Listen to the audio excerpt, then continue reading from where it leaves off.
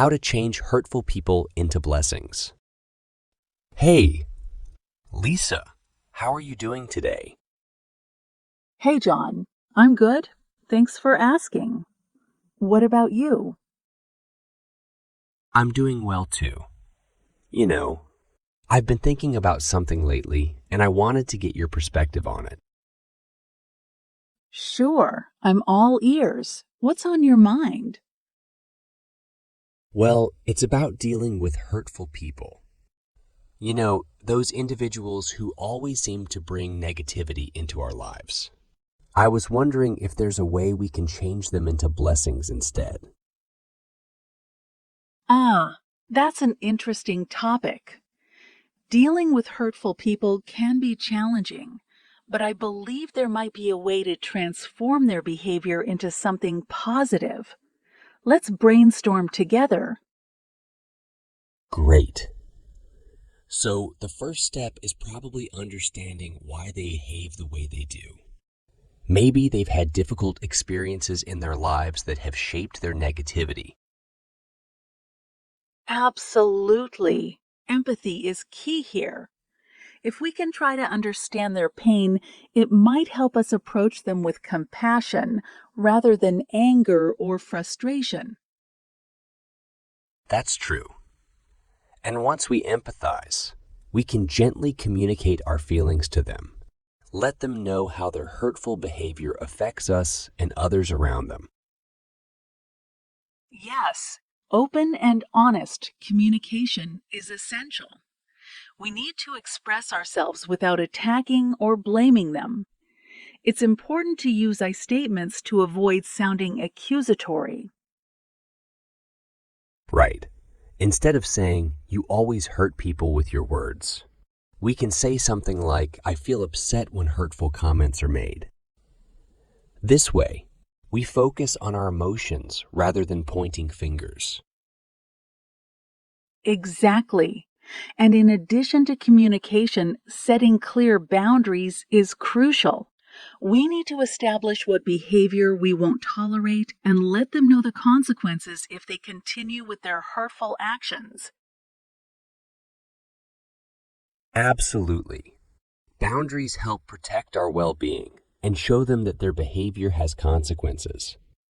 Sometimes people need a wake-up call to understand the impact they have on others. True. And while we're trying to change their behavior, it's important to surround ourselves with positive influences. Spending time with supportive friends and engaging in activities that bring us joy can help counteract the negativity. That's a great point. By immersing ourselves in positivity, we can build resilience and maintain our own well-being, even when dealing with hurtful people. Absolutely. And you know what they say, laughter is the best medicine. Finding humor in challenging situations can help diffuse tension and make it easier to cope. I couldn't agree more. Humor can be a powerful tool in diffusing difficult situations. It lightens the atmosphere and allows us to address the issues more constructively.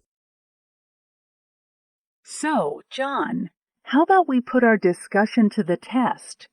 Let's imagine a scenario where we encounter a particularly hurtful person and we try to turn their negativity into something positive.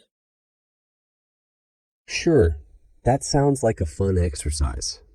Who should we imagine as the hurtful person? How about we name him Bob? Let's say Bob is known for making snide remarks about others and always finding faults in everything. Sounds like a challenge. All right, let's say we bump into Bob at a social gathering.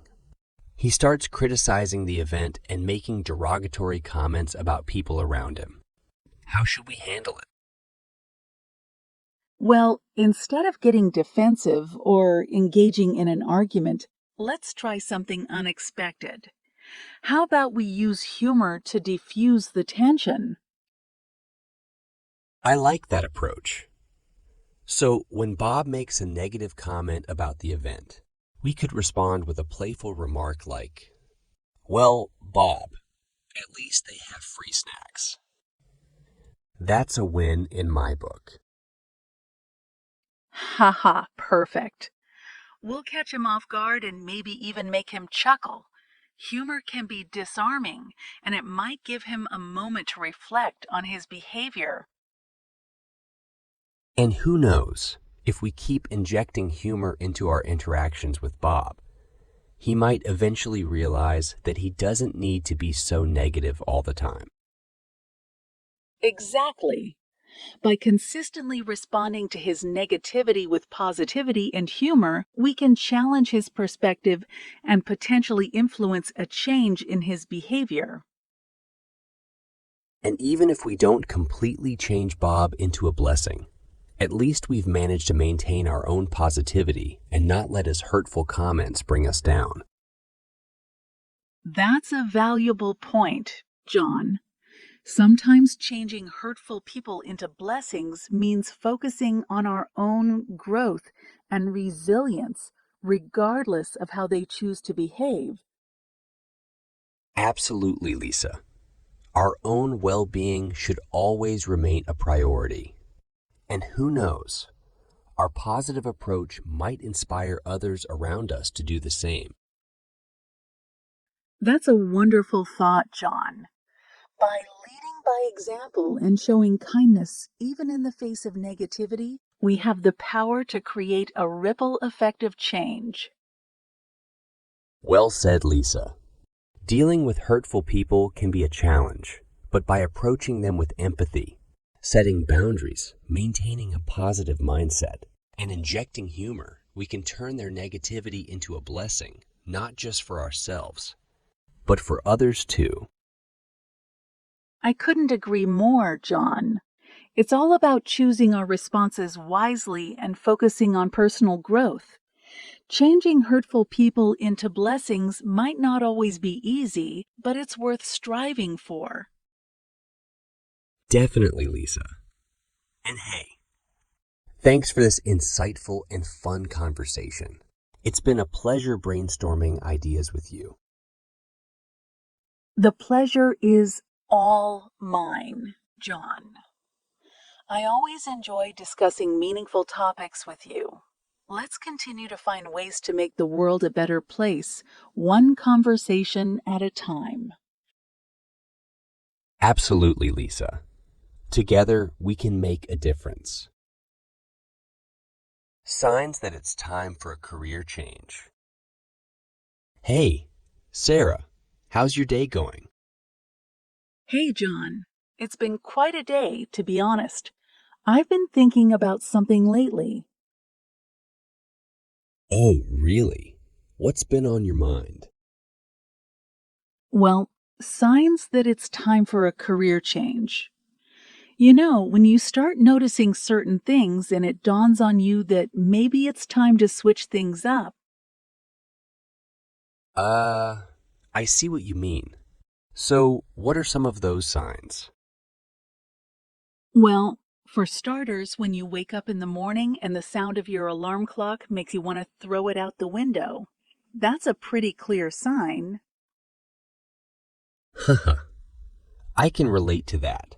But what about when you find yourself daydreaming about being anywhere but at work?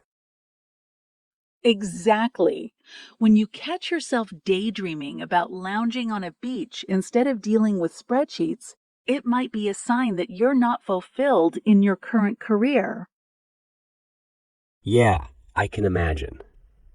Another sign could be when you feel stuck in a routine, like a hamster on a wheel, going through the motions without any real excitement.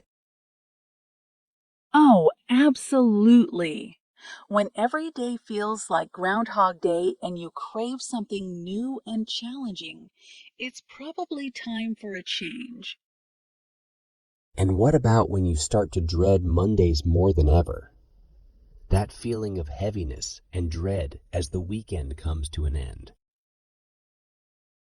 That's a classic sign. When you're counting down the hours until Friday as soon as Monday morning hits, It's a pretty clear indication that you're not satisfied with your career. So true.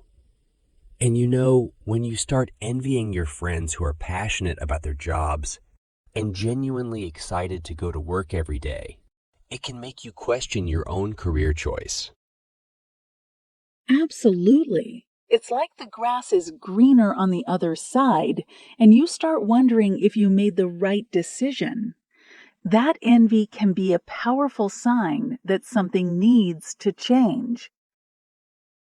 And hey, what about when you're constantly on the lookout for new job openings or exploring different career paths online? That curiosity might be telling you something. Oh, definitely. When you find yourself endlessly browsing job boards or researching new industries in your spare time, it's a sign that you're seeking something different and more fulfilling. Right on. And you know, another sign could be when you start feeling physically and mentally drained from your current job. Like it's sucking all the energy out of you. That's a big one. When you're constantly exhausted, stressed, and burned out, it's a clear indication that your current career isn't serving you well. Absolutely. And let's not forget when you start losing interest in your work and find it hard to stay motivated. It's like you're just going through the motions without any passion. Yes, when the spark is gone and you're simply going through the motions without any real interest or motivation, it's definitely time to consider a career change. You're so right, Sarah. It's important to listen to these signs and take them seriously. Life's too short to be stuck in a job that doesn't bring you joy. Exactly, John. We spend so much of our time at work, so it's crucial to find something that makes us happy and fulfilled. It's never too late to make a change. Absolutely. Well, Sarah, I hope you figure things out and find the career that brings you excitement and fulfillment. Thanks, John. I appreciate your support. And if you ever notice any of these signs in your own life, remember that it's never too late for a career change either. Thanks, Sarah. I'll keep that in mind. Here's to finding our true callings and living a life we love. Cheers to that, John. Cheers to that. Money and love. Good morning, Alice. How are you today? Hi, John. I'm doing great. Thanks. What about you? I'm doing well too. Say, have you ever thought about the connection between money and love? Oh, absolutely. It's quite an intriguing topic, isn't it? Indeed. You know, Alice, they say money can't buy happiness, but it does make life easier. True, John, but I think love is what truly makes life worth living. It's not about the money, it's about the moments we share. I understand your perspective, Alice, but money does have its merits. It provides stability and security. Oh, John, stability is just another word for boredom. I'd rather have love and adventure than a fat bank account. Fair point, Alice. But wouldn't you want financial security for the future? Of course, but there's more to life than money. Love fills our hearts with joy and fulfillment, and that's what truly matters. I can't deny that love is important, but let's face it, money helps us live comfortably. John, comfort is overrated. Life is meant to be lived, not just endured. Money can't buy the thrill of a spontaneous adventure. Ah, but money can provide opportunities for experiences you might not have otherwise. traveling, exploring, and trying new things. That's true, but love can take us on incredible journeys, too. Love is like a magic carpet ride that makes everything else fade away. I see your point, Alice. Love does have its enchanting qualities, but we can't ignore the practical aspects of life.